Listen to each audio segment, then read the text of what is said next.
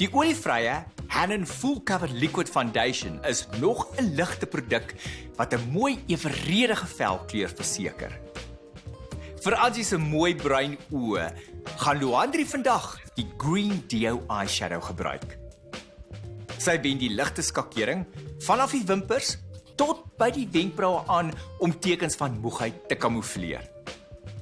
Die donkerder skakering word net in die baai van die oog aangewend om meer diepte te skep. Dieselfde donker skakering word onder die oë soos 'n oogomlyner herhaal. As jy gekleurde oogskadu meer natuurlik wil laat lyk, kombineer dit altyd met 'n swart oogomlyner. Trek eers 'n lyn net op die boonste ooglid met 'n gel oogpotlood wat sagter is as 'n konvensionele oogpotlood. Hierdie sagte potloodlyntjie kan jy maklik met 'n kwassie versprei vir 'n sagter, rokerige voorkoms.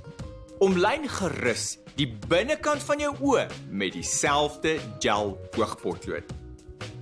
Die Super Lash Mascara gee wimpers wat al eiler geword het met die ouderdom onmiddellik 'n tweede asem.